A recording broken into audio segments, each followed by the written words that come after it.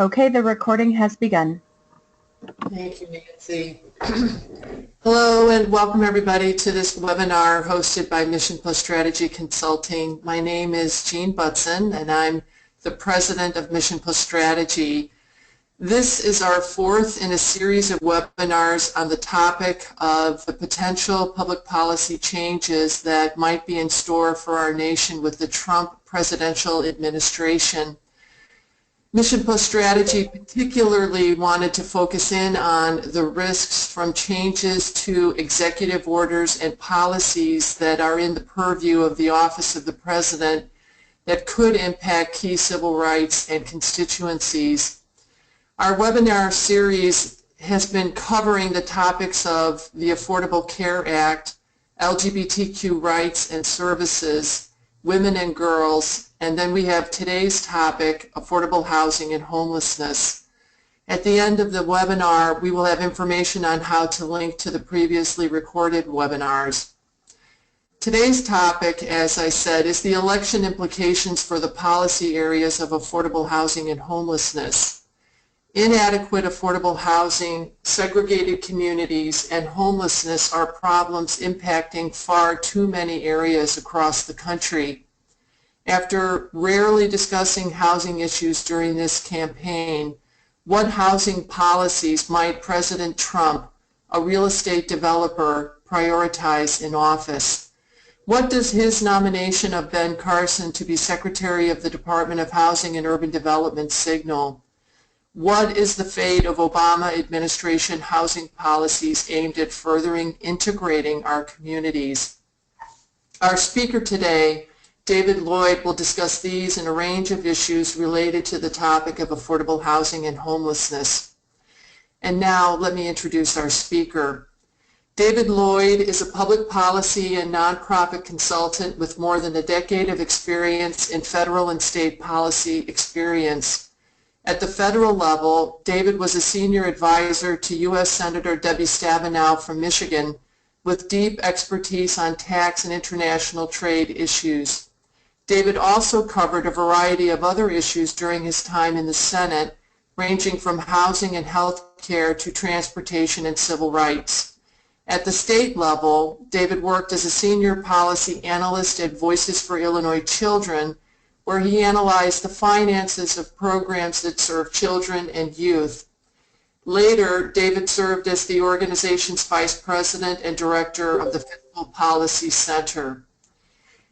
David, I want to welcome you to this webinar today and thank you so much for presenting this topic to our audience. Well, thank you, Jean, and thank you for the opportunity to present on this important topic on affordable housing and homelessness under President Trump, as well as the other webinars that we've done. It's really been, I think, a terrific series and good opportunity to kind of go over what may be in store and what actually we've seen over the last few days across a number of these issues. So why don't we go ahead and get started on this topic relating to housing and homelessness. So I quickly wanted to go over what we'll cover in today's webinar.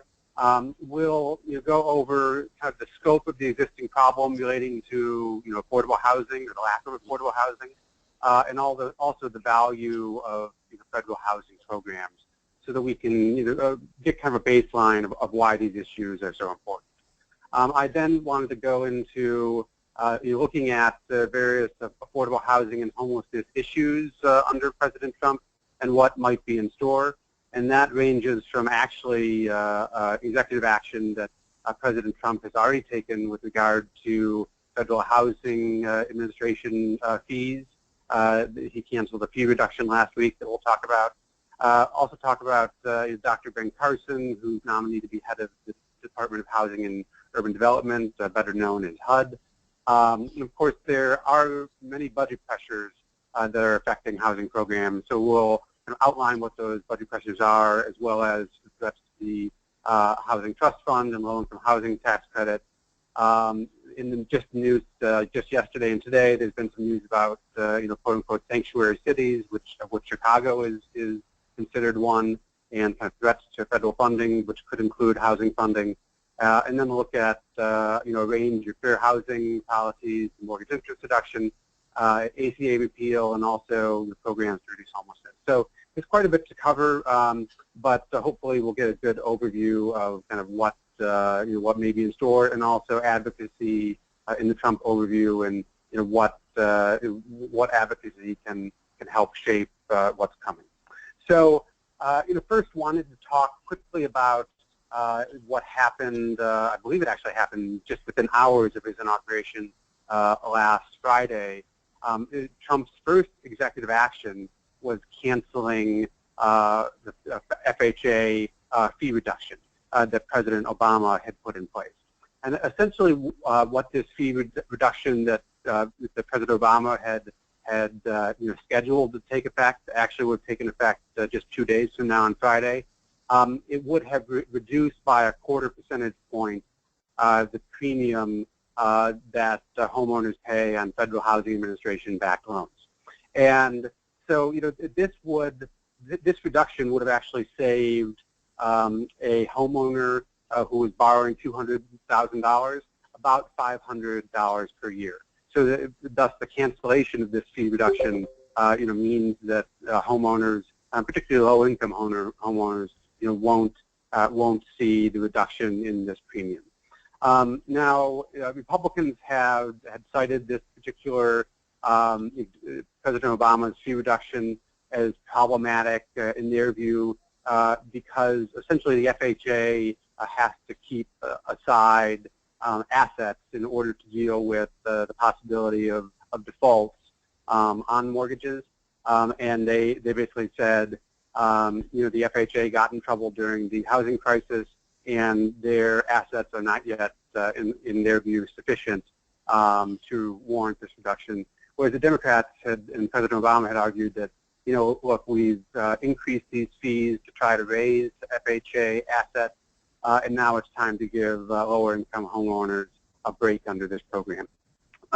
So I think this action, particularly that it was the first executive action that President Trump took a lot of people by surprise, and I think it's fair to say is not really kind of in keeping with kind of the populist image that he has. And I know that a lot of housing advocates were very disturbed that this was kind of the first thing to come out of the gate. So now I wanted to just talk broadly about kind of the crisis in affordable housing in this country. Here are just a couple slides from actually a great resource if you don't know about them, the Center on Budget and Policy Priorities. And they have some great chart books on housing policy, which these come from. So on the left, we simply have renters' income since 2001, kind of mapped against median gross rent, which include utilities. So you can simply see that that gross rent has increased on an inflation-adjusted basis almost 9% since 2001, whereas the median renter household income has declined by more than 6%. So you can see that there's really has been a growing gap, and has led to housing being, especially rental housing, being more and more unaffordable for many families. And the chart at right simply shows that kind of the most severely cost-burdened renters, and the severely cost-burdened renters are renters who are paying more than half of their income in housing costs, are extremely low income. So more than about 70% of extremely cost-burdened renters are extremely low income, which is really not surprising that the less you make, the harder it is to afford adequate housing. And so, against this backdrop of kind of a housing affordability crisis, looking at federal housing assistance programs, they're extraordinarily important, and they really reduce these programs reduce poverty. And so on the left, this chart simply shows that housing assistance programs in 2012, lifted millions out of poverty. So you see 4 million Americans who were lifted above the poverty line in 2012, including 1.5 million children. And on the right there, that just shows deep poverty. So, 50% of the poverty level, more than 1.2 million Americans were lifted above, out of deep poverty in 2012. And housing vouchers, the housing choice vouchers in particular, have really been, research has increasingly been shown, are enormously important to help children live in better neighborhoods, and not living in areas of concentrated poverty can be very, very important. And so this shows Black and Latino children, whether or not they live in low poverty neighborhoods, and 10% of Black children using these vouchers do not live in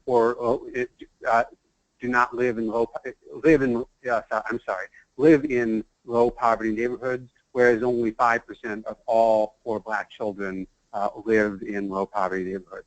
So essentially this chart just shows the effect of these vouchers in allowing children, particularly Black and Latino children, to move out of high poverty areas.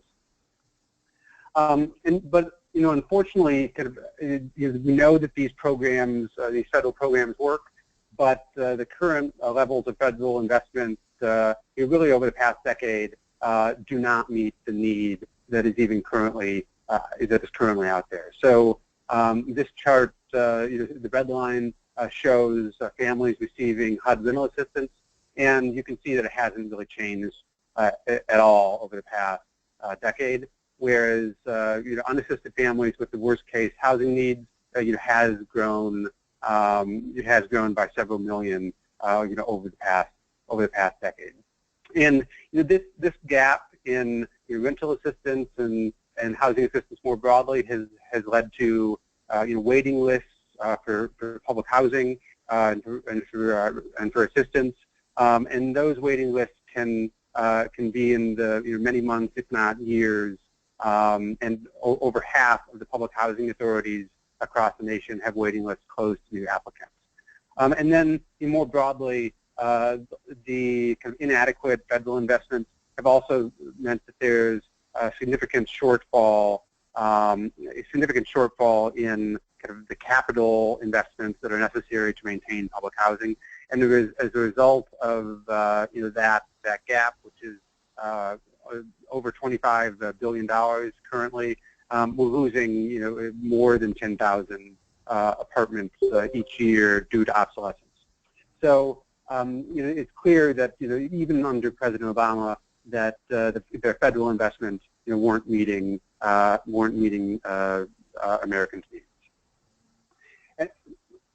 And so now we'll go take a quick look at Dr.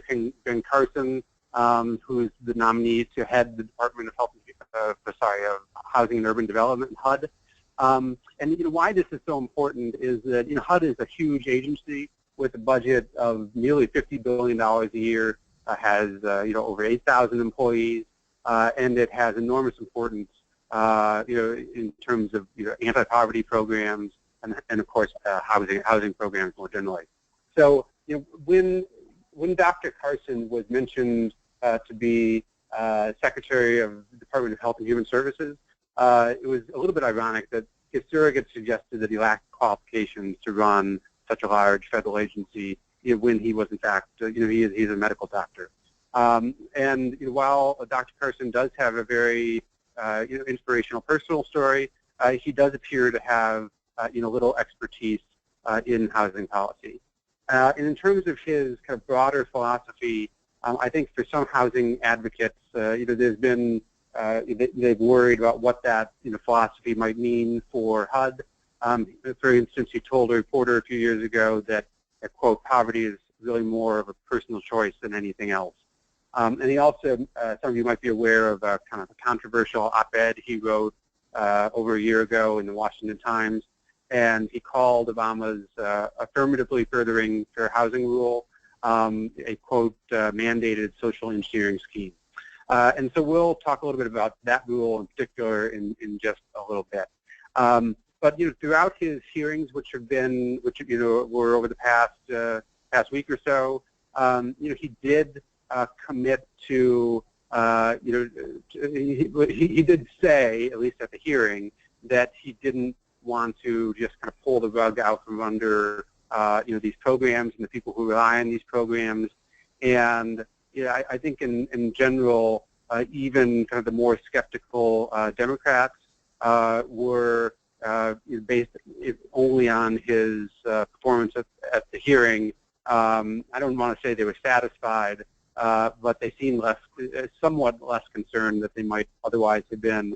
And in fact, yesterday, the Senate Banking Committee approved his nomination unanimously. It still has to go to the full Senate floor, but that occurred just yesterday. And so going back to the fact that federal housing assistance programs have been squeezed over the last few years, and so the chart of right once again from the Center on Budget Policy Priorities, who's done great work on this, shows how the different range of different housing programs, how many of them have been cut, including public housing, the federal home block grants, which goes to state and localities, have been cut roughly in half. Housing choice vouchers have also been cut. There have been some areas that have increased slightly, including homeless assistance.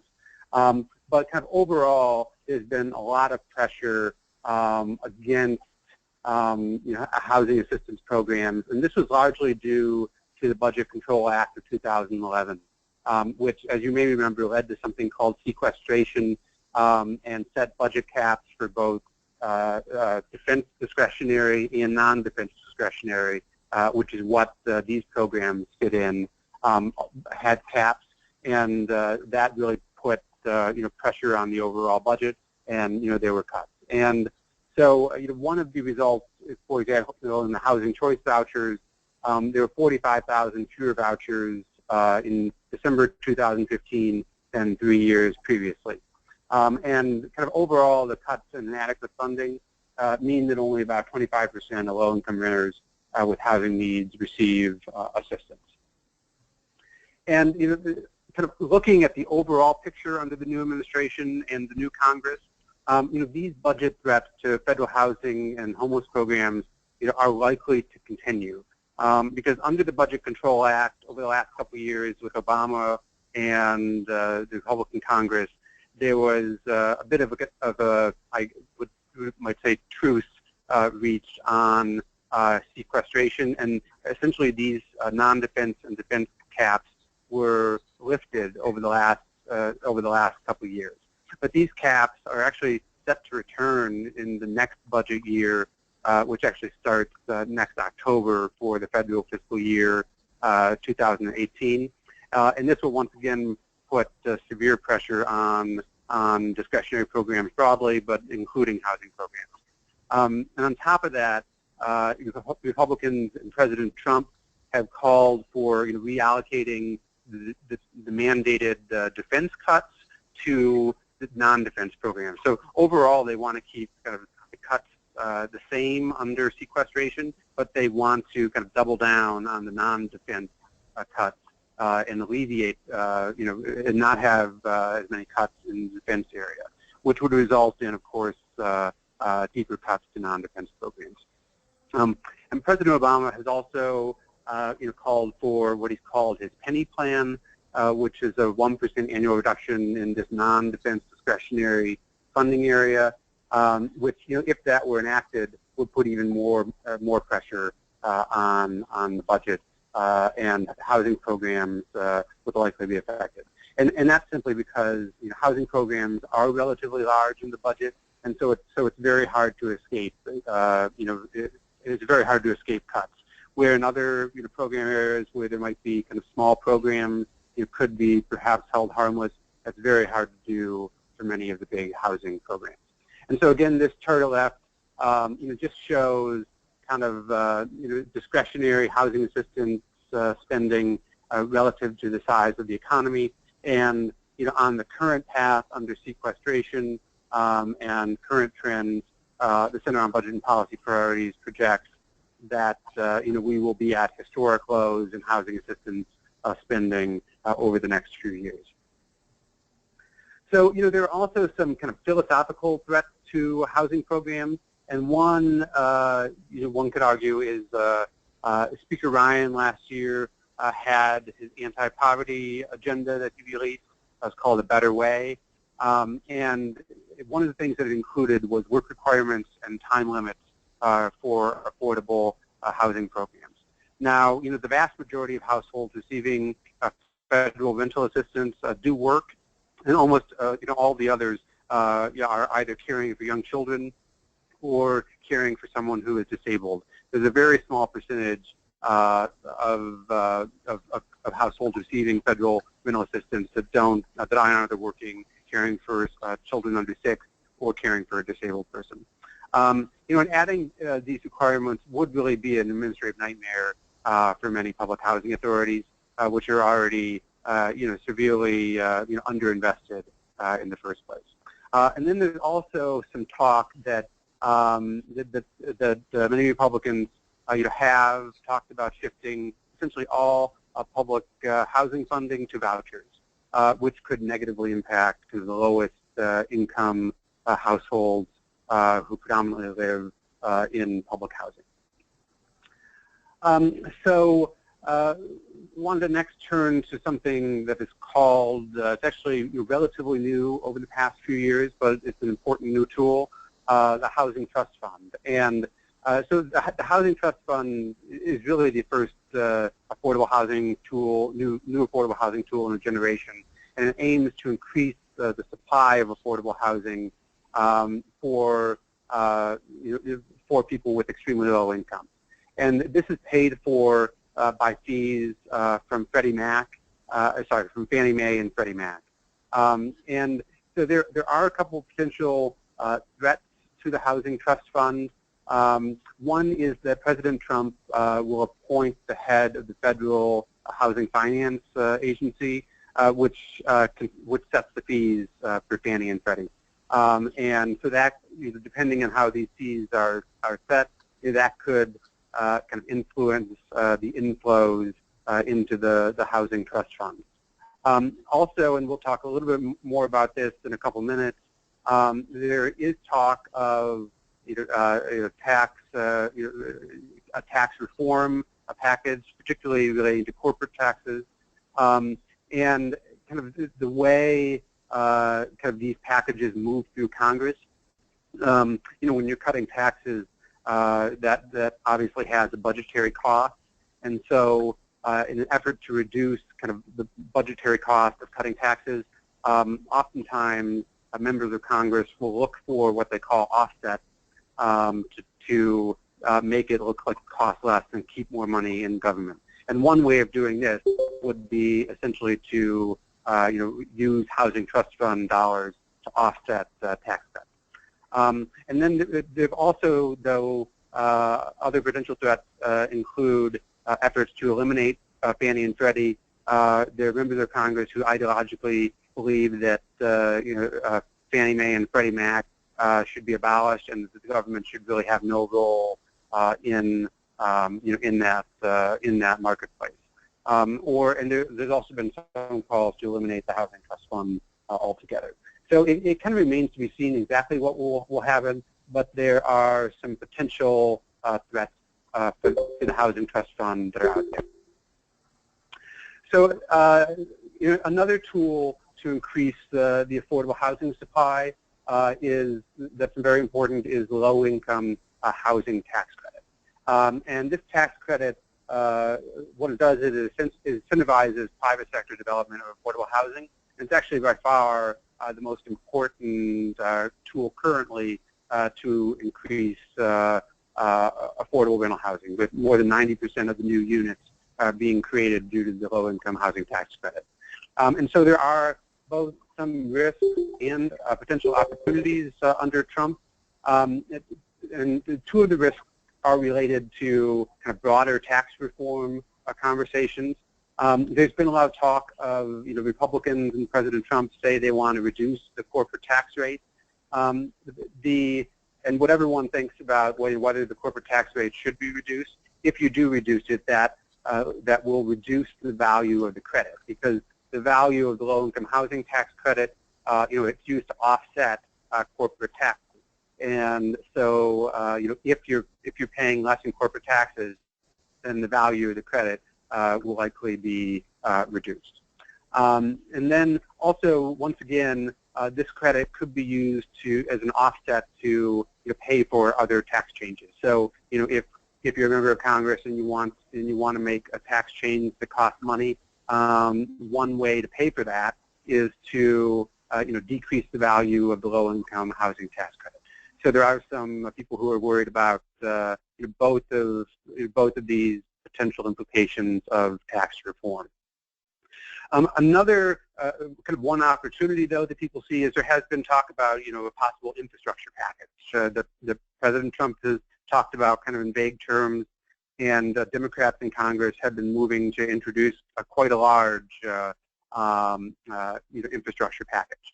And expanding this credit could theoretically be part of that infrastructure package. And it would be a way that that you could have it as part of an infrastructure package, kind of working through the private sector, which I think has some appeal both to Republicans and to Democrats as well. So that might be a potential opportunity for expansion of the low-income housing tax credit. So I wanted to quickly talk about a couple other issues. One is in relationship to sanctuary cities. And at left here is, this is only a partial list of sanctuary cities, mostly large cities. I know there's some other sanctuary cities as well, at least in Illinois. I know that Evanston, I believe, is one, as well as Urbana. And essentially, if you don't know what a sanctuary city is, it essentially doesn't have a really well-defined meaning, but essentially the cities say that they will not use their resources to help enforce U.S. immigration laws, particularly against unoccupied. And so President Trump has threatened to essentially try to cut off all federal funding to cities who are quote-unquote sanctuary cities. And because there's so many of the funds that localities receive are housing funds, this could be very significant if he was successful at cutting off these funds. Now, there were news reports just this morning that this kind of looks like it's in the offering, and that President Trump is preparing executive order related to sanctuary cities funding.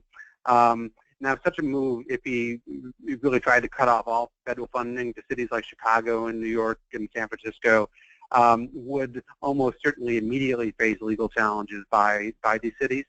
And many experts seem to think that those legal challenges would very likely prevail in most instances.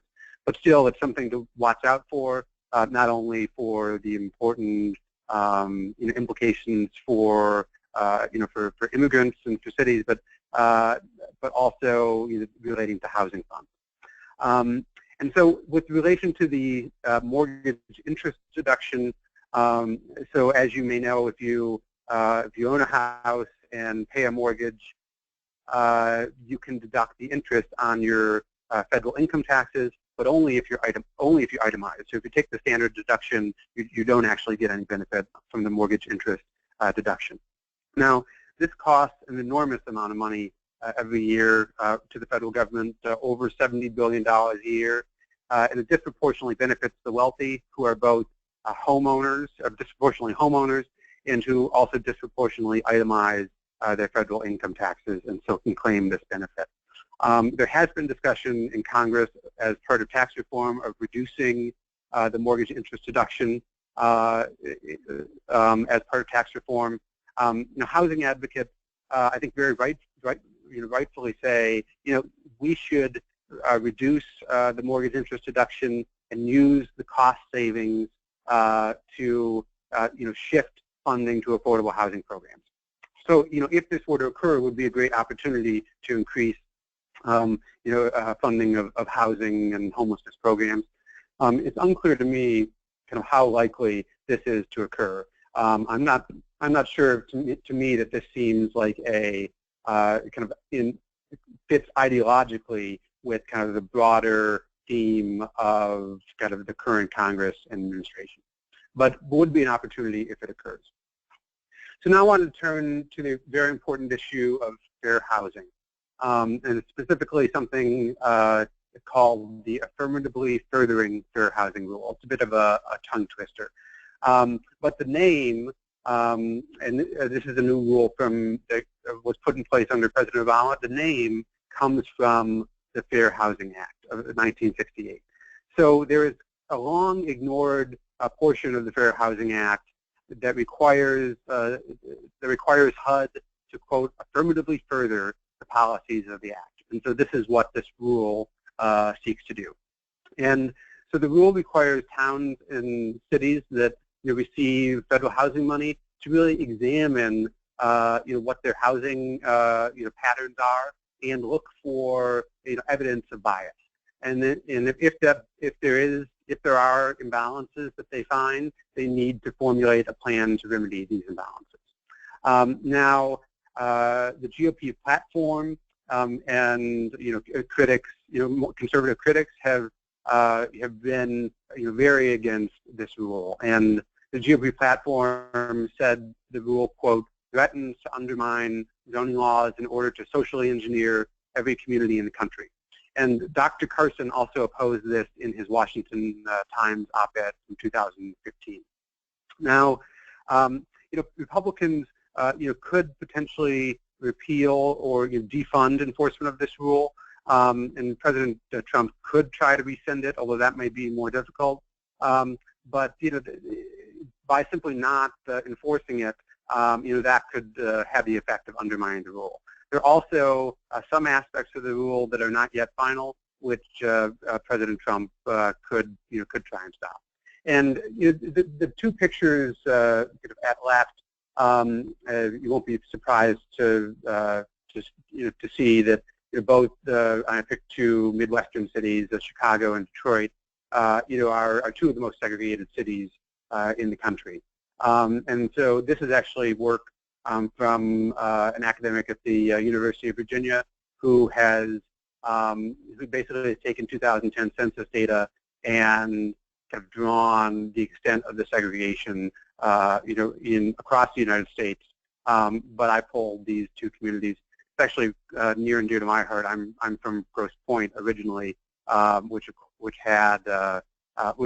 very highly segregated with Detroit. And it's these types of long-standing practices that perpetuate segregation that the affirmatively furthering fair housing rule was trying to address. So in terms of kind of fair housing enforcement more broadly, beyond the new rule, there does have to be enforcement for the Fair Housing Act's protections to really be meaningful. And it's unclear under President Trump and Dr. Carson, should he be confirmed, which I think everyone expects he will be, whether or not, what types of resources HUD will devote to fair housing enforcement. I will also point out that in the 1970s, one of Trump's companies entered a federal consent decree for violating the Fair Housing Act. So at least in the past, it doesn't seem like this was the Fair Housing Act was a priority, but I guess we'll see. And enforcement is also important because there have continued to be kind of new, one might call them inventive ways that states and localities have come up with ways of discriminating, and so combating that is an important thing that the federal government should be doing. Also, in terms of fair housing, and I actually didn't know this until I really started researching this topic, that in 2000, just last year, HUD released guidance on the use of criminal records by landlords, and basically it said that using criminal records in housing can violate the Fair Housing Act. And this was after a Supreme Court ruling in 2015 that said that the federal government can use what are called disparate impact analyses. So you can show that discrimination exists based on disparate impacts rather than just intent. And so essentially, HUD said last year, even if you are using criminal records not with the intent of discriminating against, for example, black renters, if that is the effect, you may well be violating the Fair Housing Act. So unfortunately, Trump could attempt to change this guidance or really not enforce the Fair Housing Act in this way. So this will be something that's important to watch out for as well. And so also relating to fair housing, particularly for LGBTQ people, HUD, first in 2012 and then in 2016, had put in place what they call an equal access rule. In 2012, it prohibited discrimination in HUD-funded housing programs on sexual orientation and gender identity. That was expanded in 2016 to make sure that transgender individuals really can access programs and shelters and don't face intrusive questioning when accessing a facility that is consistent with their gender identity. And so this Obama administration rule has provided important protections to LGBTQ people, and this is really important, particularly with regard to shelters, because 40% of homeless youth are LGBTQ. And also, according to the 2015 U.S. Transgender Survey, and this is really astonishing, 7 in 10 transgender people who stayed in the shelter in the previous year reported some form of mistreatment, at that shelter. So at his confirmation hearing, Dr. Carson, when asked about whether he would, protect LGBTQ people from discrimination, in HUD housing programs, he said absolutely he would. But then he also said that he doesn't support, quote, extra rights for LGBTQ people. It's a little bit unclear what exactly he meant there. I know that he used that phrase in the past with regard to marriage equality. And so, whether or not the equal access rule is enforced, again, this is, if it's not enforced by the Trump administration, it really makes the rule, much less powerful. That these rules are only really as good as the enforcement behind them, and that's true even if the Trump administration doesn't try and take any steps to undo the equal access rule. So now, let's move into kind of the potential repeal of the Affordable Care Act, and particularly what effect that would have on homelessness, and those both at risk of homelessness and those who are currently homeless. So, of course, having health insurance, which many more people do now under the ACA, does lessen the financial risk, of catastrophic healthcare costs, which can lead to homelessness. So, that's important. That if we see 20 or 30 million people lose insurance, you could see more people at risk of financially and ultimately becoming homeless. There's also if Medicaid expansion is rolled back and taken away from states like Illinois and Michigan, who've expanded Medicaid, that could have a really severe impact on really all low-income people who have benefited, but particularly childless adults who were in a very who had a wide coverage gap under prior to Medicaid expansion. And so the chart at left kind of illustrates this. It's from the Kaiser Family Foundation, and it looks at both the health care for the homeless projects as well as other health care facilities. And then shows the percentage just across 3 years of 2012, 2014 in expansion versus non-expansion states of the percentage of patients who had insurance. So you can see in the healthcare for the homeless projects at the far left, in expansion states, the percentage of patients with insurance went up dramatically. And it barely went up, and it went up much less dramatically in non-expansion states. And you can see that also in other health care facilities as well, that expansion states, increased quite dramatically. And particularly with regard to homelessness, ACA coverage is really important because the coverage of services, that help people exit homelessness. And these include coverage of mental health and substance abuse treatment. Also includes coverage of rehabilitative services and tenancy support. And if the ACA is repealed, we could see the loss of services, that have helped people exit homelessness. There's also kind of a broader danger of the block granting of Medicaid, which there's been a lot of talk about that Congress will try and do that. And essentially that would give every state, just a lump sum of money to cover Medicaid populations. And the fear is that when we've seen block grants in the past, it's led to eligibility cuts and benefit cuts, and that this could that the block granting of Medicaid could further harm low-income populations, including people who are either homeless or who are at risk of homelessness. So wanted to quickly look at McKinney-Vento and other federal supports for homelessness.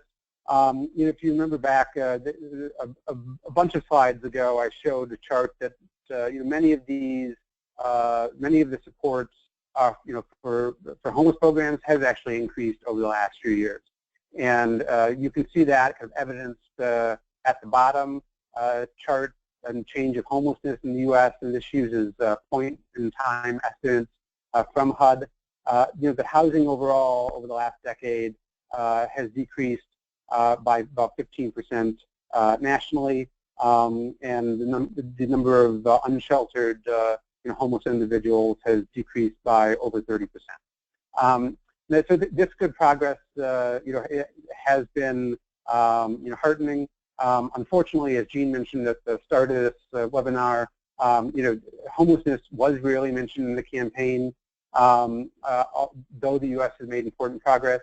One of the things I looked through both the platforms of both parties as well as Speaker Ryan's anti-poverty agenda, and discussions of homelessness are kind of virtually absent from all of these documents, which is unfortunately there's not a lot of public attention being paid, and so it remains to be seen if these discretionary funding areas will be prioritized when there are severe budget pressures that are likely to take place over the next few years. Kind of also a final word, McKinney-Vento has kind of important implications for public schools and what services public schools have to provide homeless students. There is a fear that kind of the push to move away from support for public schools and towards school vouchers with the new Education Secretary Betsy DeVos, that this will disproportionately harm homeless youth. So kind of finally wanted to look at kind of veterans homelessness in particular. Now the U.S., as many of you may know, has made really significant progress over the last few years in reducing the number of homeless veterans. It's dropped nearly 50% since 2008.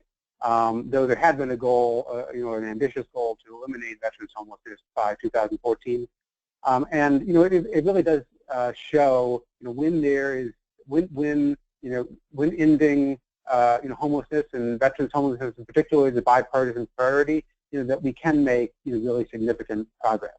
And one of the, particularly in veterans homelessness, one of the reasons it's been so successful is pushing a housing first strategy that says we're not going to solve a lot of the other kind of underlying problems of how veterans, whether they be mental health problems, if they don't have housing. And so looking at how do we rapidly rehouse veterans, how do we support permanent supportive housing, as well as even discharge and employment services when veterans return from service. And so I think there's widespread hope that this housing first strategy will continue under the new administration. I don't know that is clear cut that will happen. I think it's a big question mark. I think kind of more broadly in terms of veterans homelessness in particular, I would think that President Trump wouldn't want to reverse the progress on veterans homelessness, if only for political reasons. Although this funding area, like so many of the discretionary budget areas, they need to be prioritized, particularly if other budget areas are being cut.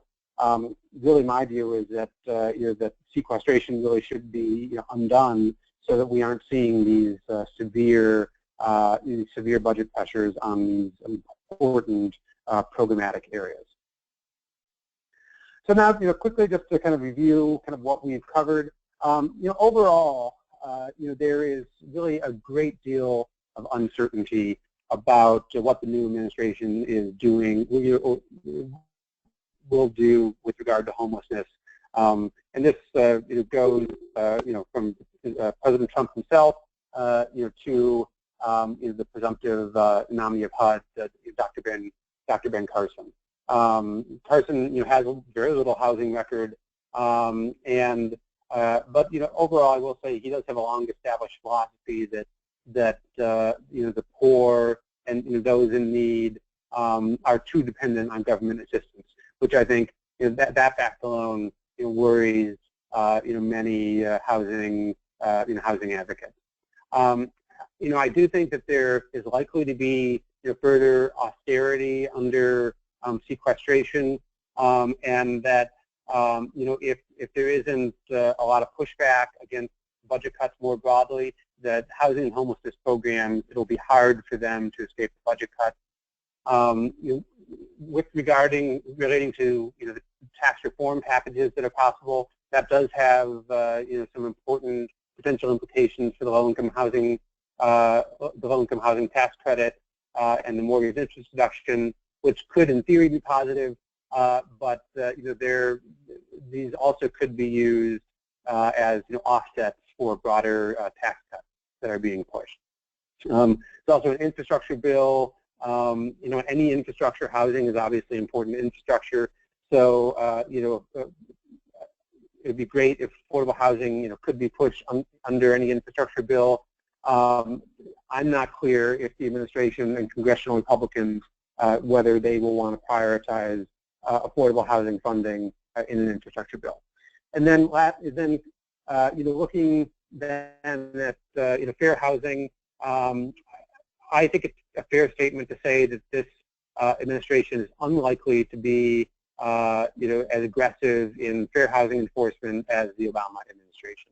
It's also unclear what will happen to the equal access rule and the affirmatively furthering fair housing rule, although the latter is certainly a top target for many Republicans.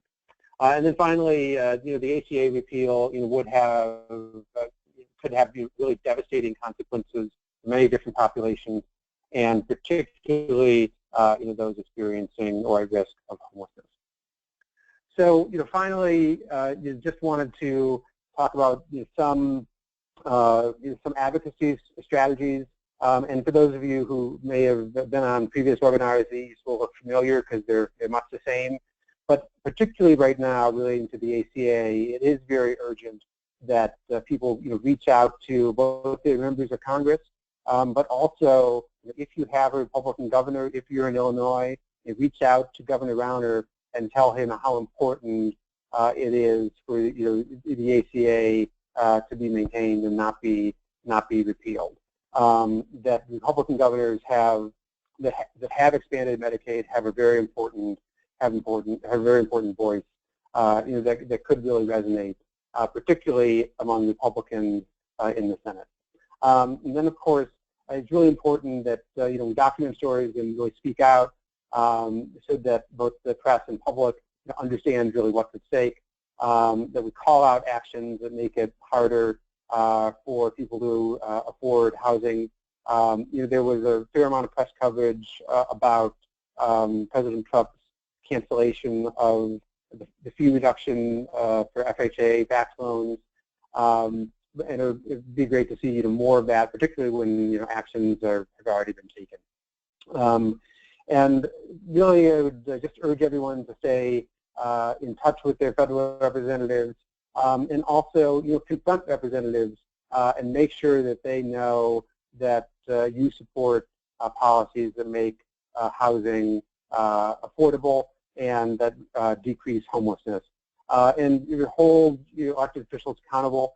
I attended the Women's March this weekend in Chicago, and I think that things like that are really needed at this moment in our history. And really collaborating and organizing is extremely important.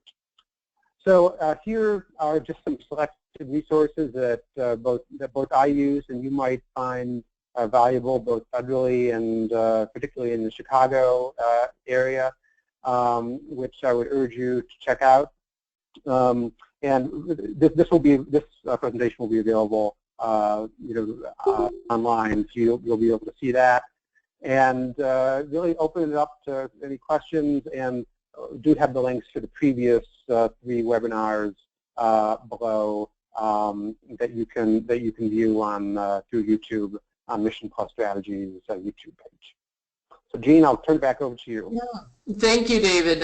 We have time for just a couple of questions or comments. Does anybody want to ask a question? We'll unmute everybody's line right now just to make sure you can just jump right in and ask a question.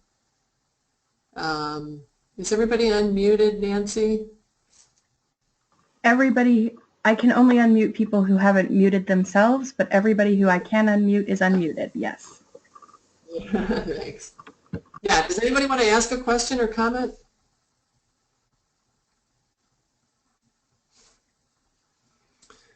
Well, I'm not hearing anything, so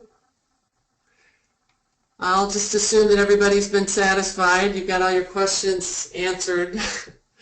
So that's going to bring our webinar to a close. So I just want to thank David Lloyd for his presentation today and for his efforts on this series of webinars hosted by Mission+Strategy on the policy implications of the Trump administration. And again, if you want to hear the previously recorded topics in our webinar series, just simply download the links you see on your screen or go to our website, www.mission+strategy.com. And I want to thank everyone for joining us today on this webinar, and this concludes our presentation today. Thank you.